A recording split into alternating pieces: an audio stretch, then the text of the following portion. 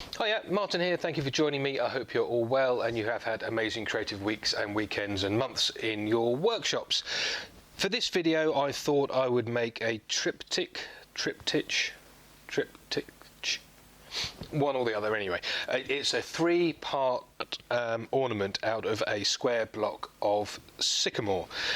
Each of the little spindles measures roughly 9 by 3, and each one has been marked with a line 20 millimeters from the top and 10 millimeters from the top, with another little line crossing that to mark the center of the band at the top there. And that's because in order to hold them to the faceplate, which I'll show you in a little bit, I need to drill down a bit in order to get a screw in, so when it's spinning round I won't be catching the screw, but I'll show you that in a minute. So the idea of this is that it stands up like this with a design on the front here, and then when you turn it round to the next face there's another design, and then round again there's another design on. So you've got 4 designs on essentially one ornament, or you can chop and change them around, it's entirely up to you. And let's get this the right way round. One thing I do need to do is just mark each one 1, 2 and 3, so I don't get confused. 1, 2 and 3 that will be at the top of the finished piece. So the faceplate that they're going to be going onto is made from a piece of 18mm ply, which I think is about 3/4 of an inch, and that is attached to a very large faceplate in itself, which fits onto a chuck with some 100mm jaws on. I've had it a little while and I've done a few pieces with this faceplate, and it works really well. And plus, being plywood, it doesn't warp at all, and it's been over a year since I used it last. So let's just put that in there. Let's just lock that for a second. So the idea of this is that it gives me plenty of room to play. So I can put these there, I can put them there, I can put them over here. So I can put the 3 spindles exactly where I want them, so it doesn't have to be square in the center. I need to countersink the screws that are going to hold the 3 spindles to the faceplate. I need to countersink them, so as the piece is turning I can cut up here if I need to, and I won't be in any danger of catching the screws. So over here on the drill press, or the pillar drill, I've got the piece lined up with a 15mm Forstner bit on my little cross mark, and I'm just going to clamp it down for a bit of security, and then I'm going to make a hole about 10, 20, almost 30mm deep, so just over 1/3 of the way down. Now this pillar drill is a little bit too high, but I haven't got a lower bench just at the moment. I'll just ease that down.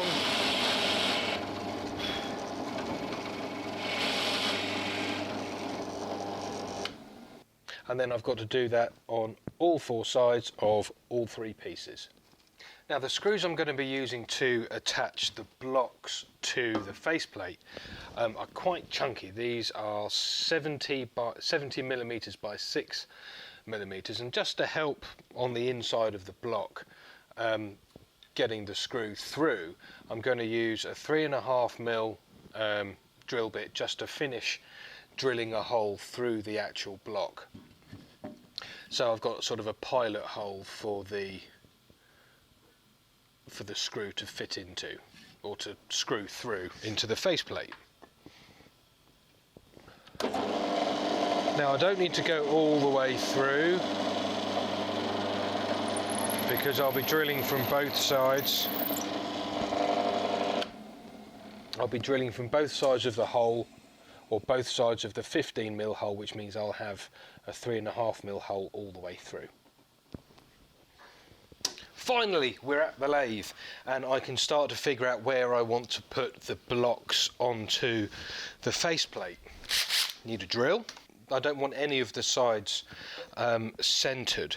So I've got quite a lot of flexibility, and so long as I can get each of the screws onto the faceplate, I could feasibly come right to the edge, or almost right to the edge.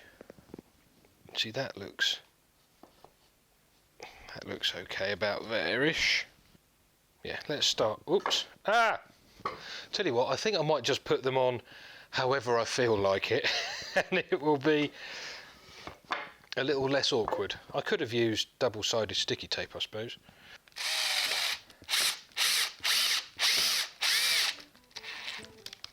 And then when you put the next one on, make sure it's flush at the top and the bottom. It's a good idea to start the screws, because they're not going all the way through straight away. It's a good idea to start them and then finish.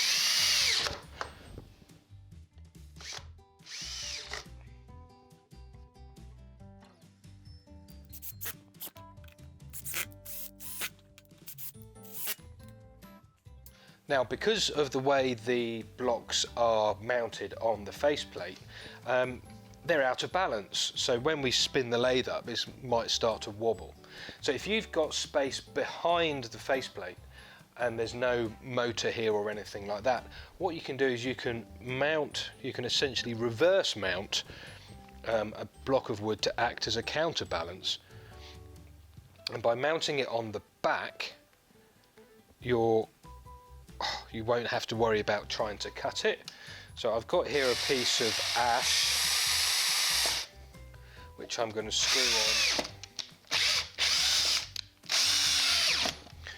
screw on with a couple of 50mm screws. That'll help to counterbalance the weight of the 3 spindles. There we are. So let's just start that up, give it a little spin to check that everything's all right.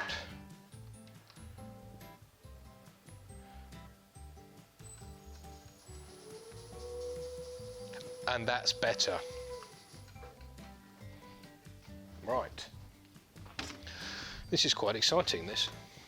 Now, the nice thing about this setup is that it's scalable. My lathe's got a 20-inch swing, which is pretty big, really. But even if you've got something smaller, say a 12 or a 10-inch swing, something like that, you can make the faceplate smaller and the spindles a little bit smaller, so you can achieve something similar. So to start this, I'm going to use a 3/8 gouge. Now, because this is off centre, I'm going to be very careful on how I cut this and make sure that I keep my wrists and my fingers and my elbows and everything out of the way of this bit as it comes round.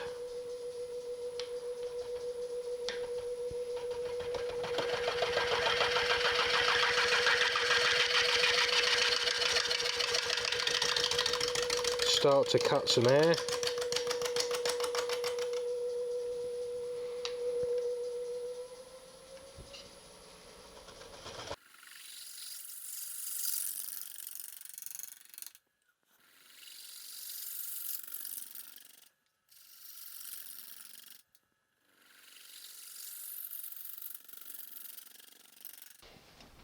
Now, because I'm cutting a lot of air, you see right here, that is the only part of the piece I'm actually cutting here.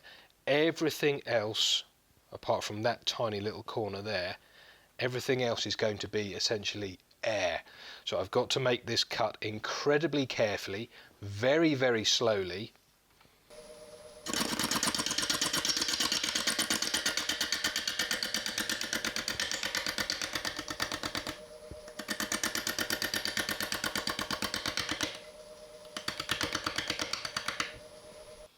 Now, a little bit later on a saw, I'm going to cut these off, cut the screw holes off, so we end up with square tops on each of the spindles. Now, I need to make a mark as well, just so I can see, hopefully, see where that that comes round. So I'm going to ease the gouge in here very slowly.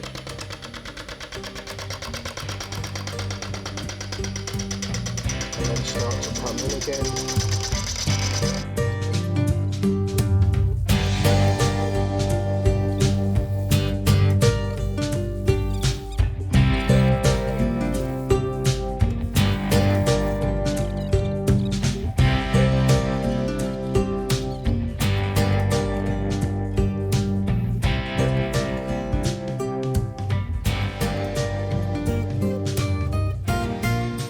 Very nice, simple start.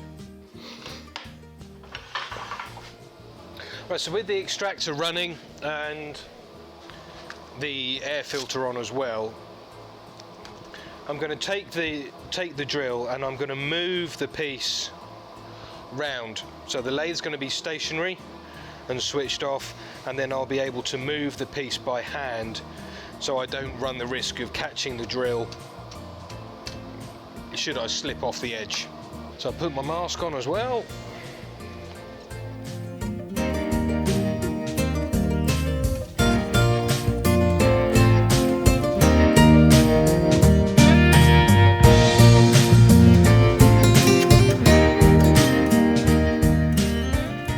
Moving the piece by hand is okay, but I'm actually finding it easier to lock the spindle and then actually move the drill over the piece.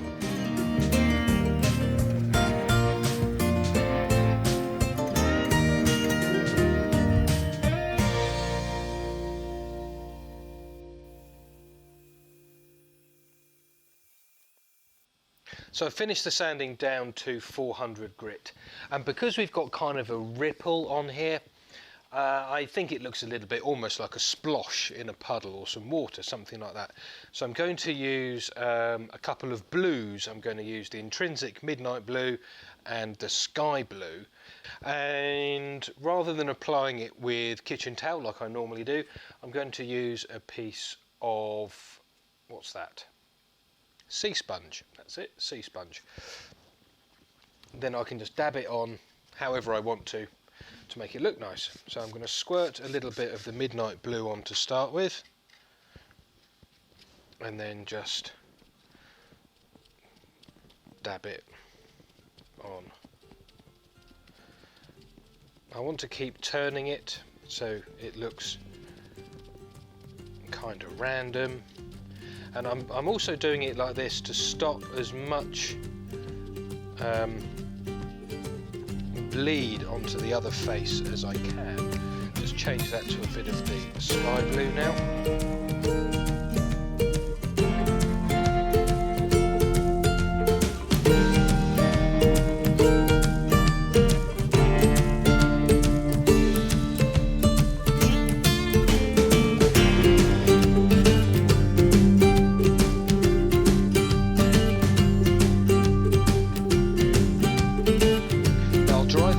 With a hot air gun.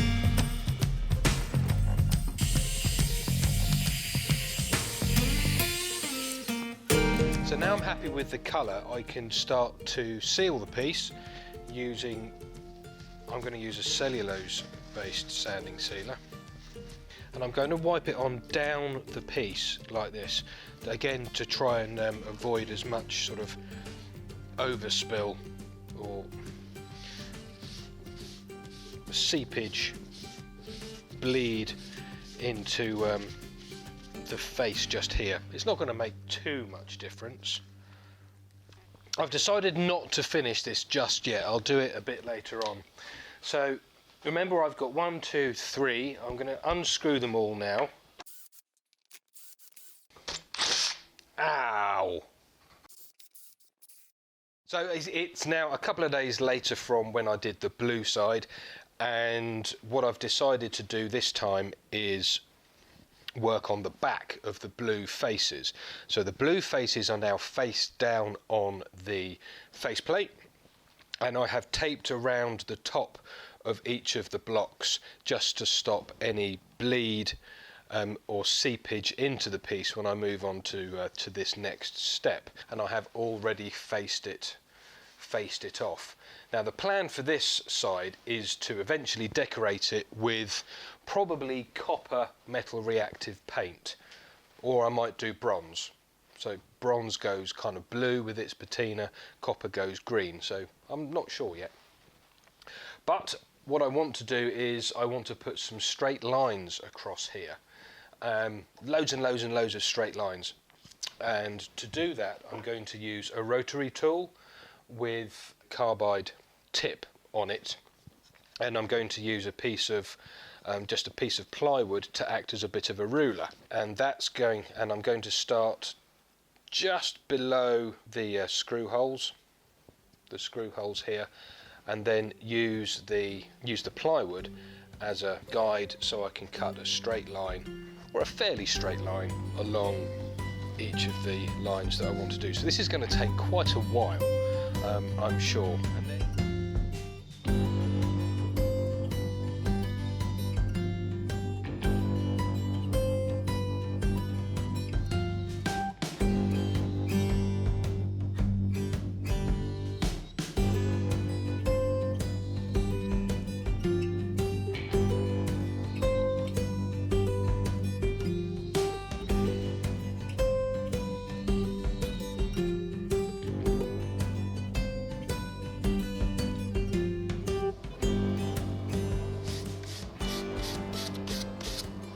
I'm happy with how those lines have come out, but these lines aren't terrifically deep, and I think if I put the primer on, it will fill those lines up a little bit too much.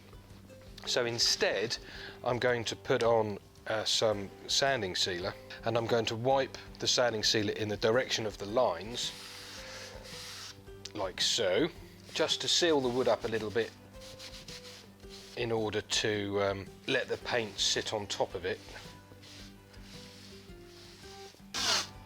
And while the sealer's going off, I'm just going to go around the rest of the piece with the tape. And that little bit of tape there will just help protect the sides from any of the activator spray.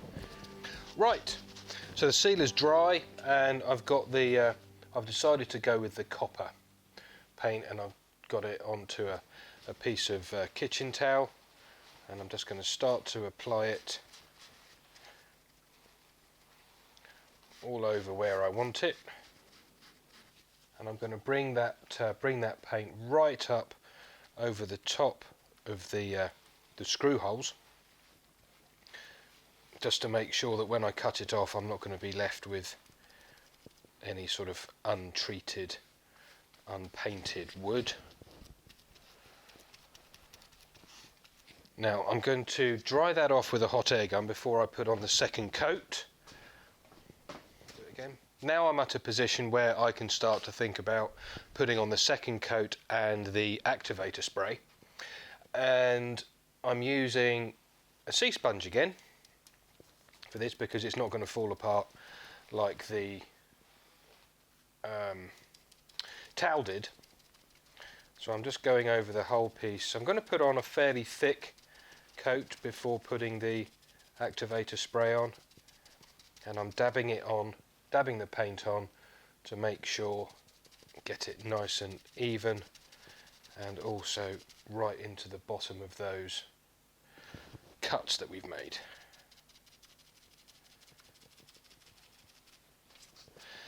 And then I'm going to use the green patina, I think, because copper goes green, doesn't it? So the green patina. I'm protecting the lathe with some cardboard. So I'm just going to protect as much as possible and spray the patina on. And then I've got to leave it for an hour before we move on to a second coat of, or third coat in our case, of the copper paint. So it's about an hour later, and most of the activator had dried off a little bit, and I've just helped it dry off a touch more with a hot air gun. And I'm really liking how it's come out. I think it's a little bit bright, so I might have to try and dull that down a little bit after I put the second coat on. And it's the second coat I'm going to be putting on now. So back to the paint, and back to the sea sponge, and I'm going to put another coat on over the top, not quite as thick as the first one. Take the activator, and I'm not going to put as much activator on this time as first time, I think. And now I need to leave that completely until it is totally dry, which really means leaving it until tomorrow. Day 3 of our project, and as you can see, overnight the copper metallic paint has dried off completely, and now all I want to do very, very simply is just scoop out a little bowl, sort of here-ish, I think, so about 1.5 inches, I think. So it is going to be quite a small cutout. Let's get the tool rest up to a decent height, that would help.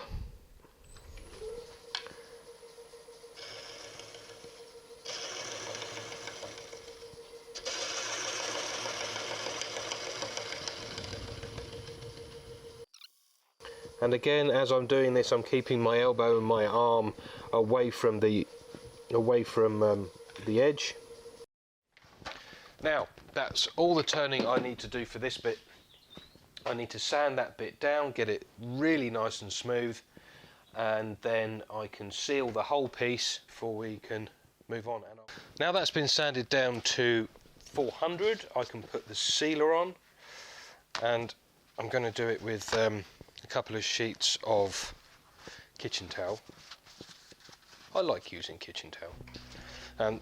Now this is a specific sealer particularly for these paints. It's quite sticky,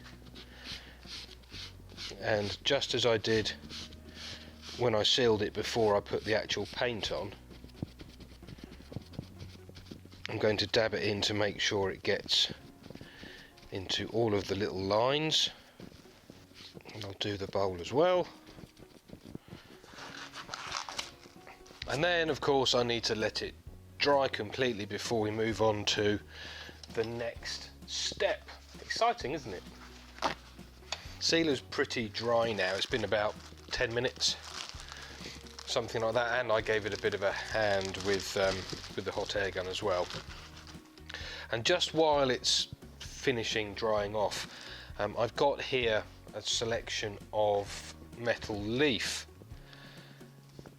and I'm going to just flick through them to see which one kind of complements and contrasts the blue here, or the greeny blue, the copper patina.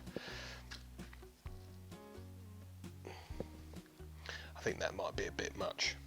Right, so I've got some metals, some Gilder's size, sort of a bit of a glue really, and I'm going to pour a little bit into the cap, and then just with a fairly cheap brush, just brush the size on everywhere I want it. Make sure I get it right up to the edge, but not sort of overflowing, as it were. Now that's covered the whole thing, and I need to leave that for 15 minutes to do whatever it does. It kind of goes off. I don't really understand, I just follow the instructions, but it needs to reach sort of an optimal tackiness for the leaf to stick to properly. So I will do that and then come back to it. So it's been about 15 minutes and the size has done its thing, I guess, and so I'm going to take a piece of the metal leaf with a Gilder's brush and make a complete mess of it. press that down everywhere just to make sure that it's stuck. At least using a brush at least using a brush, it makes me look a little bit more professional. So here's the piece after I've cleaned the metal leaf off, and I like how it looks. It looks really nice, the contrast between the actual metal leaf and the copper patina looks super. I'm really pleased. But where the leaf laid over onto the patina, it's kind of stuck to it and I can't brush it off or anything. So in this tin I've pre-mixed some of the copper paint and the activator, and I'm going to very carefully apply it round the edge of the little hole there, and I hope it's going to activate similarly to the copper that's around it. If not, I think I'm going to have to live with it. That's far too much. I think probably the safest thing to do is just go over the whole piece again and just kind of give it a bit of a copper wash. Day 3 of this project, and I have finished the copper side and I've rotated everything round again, and now we are working on side number 3. And I've marked the centre with a little pencil mark, and now all I need to do, same as before, is flatten off the top and then put a little design on. So I'm going to do that now.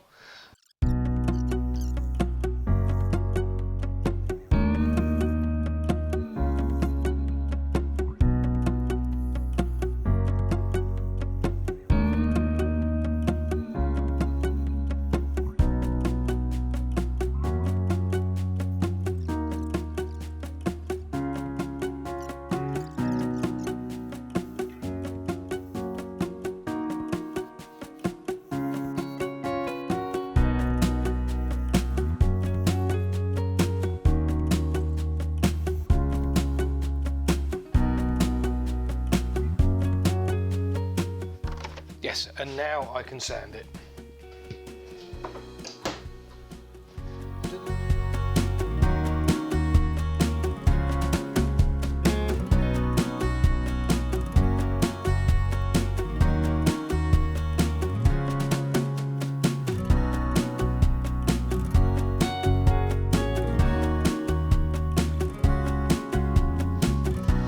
Now with the sanding done, I think this side is going to be greens and yellows, because it's been a while since I've done anything green and yellow. So I'm going to use forest green and pear green and colour it in much the same way as I did the blue side, being careful not to get any overspill or bleed into the other sides. So I'm going to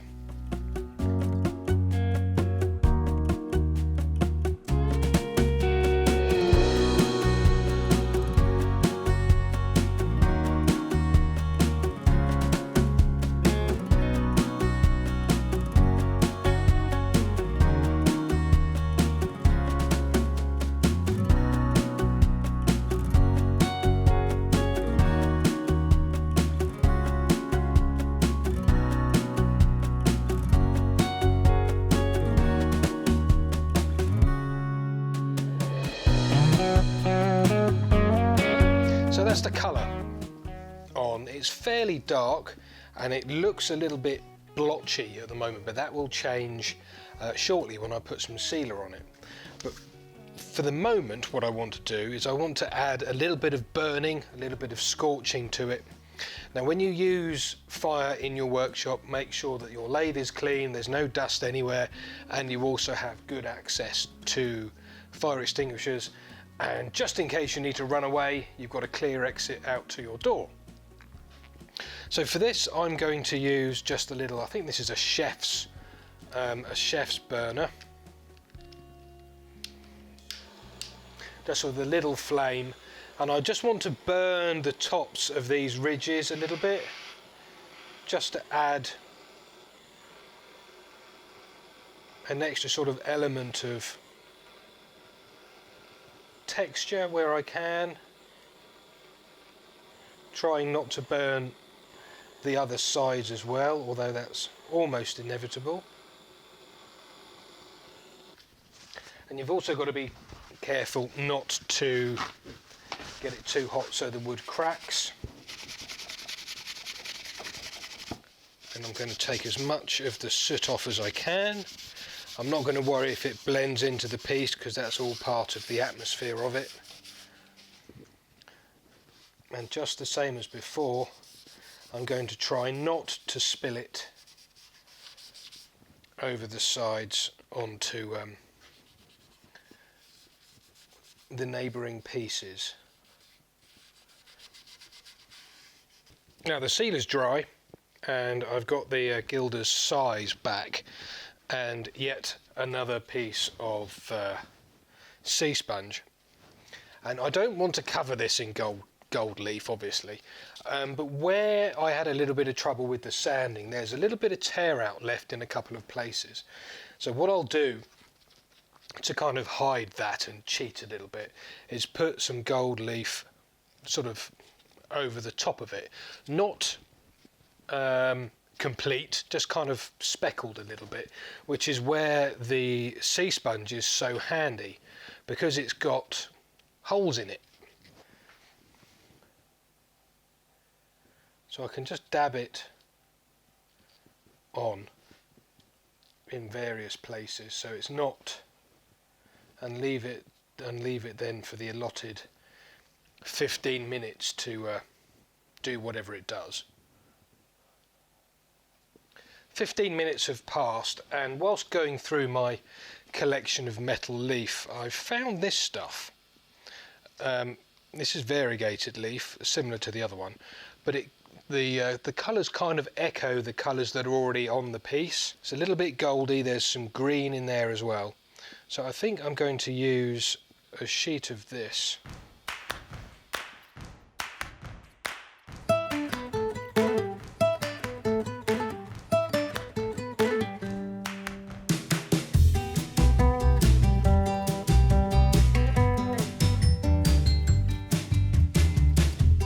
Now I need to leave that for 15 minutes before I can put any more on.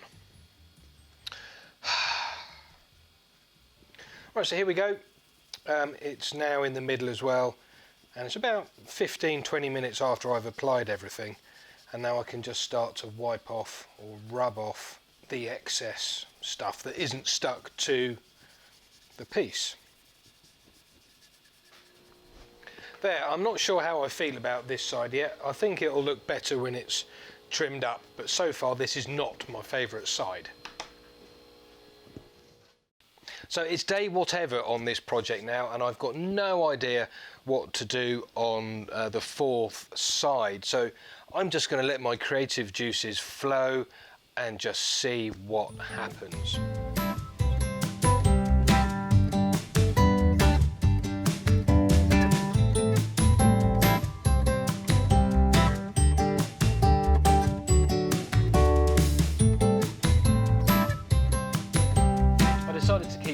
Side really nice and simple, and I haven't done any pyrography for a little while, so I've taken what is normally sort of an airbrush painting kind of stencil and I've just taped it to the top surface, and with a sharp pencil I'm going to go round the design and just mark on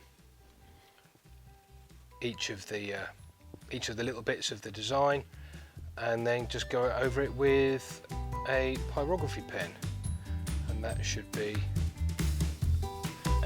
out to be really quite nice.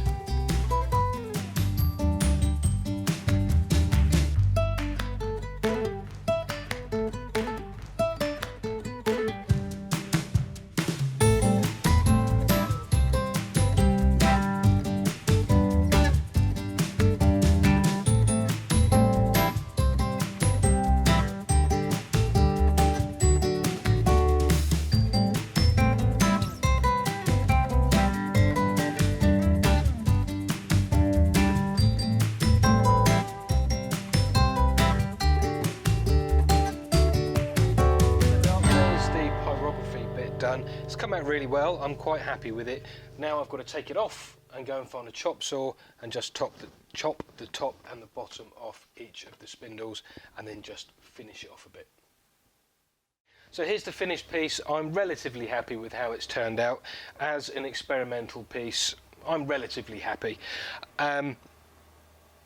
There are some things that I will change when I do it again. But for now, you know, all in all, I'm fairly satisfied with it. So this is side 1. This is side 2. This is side 3. And this is side 4.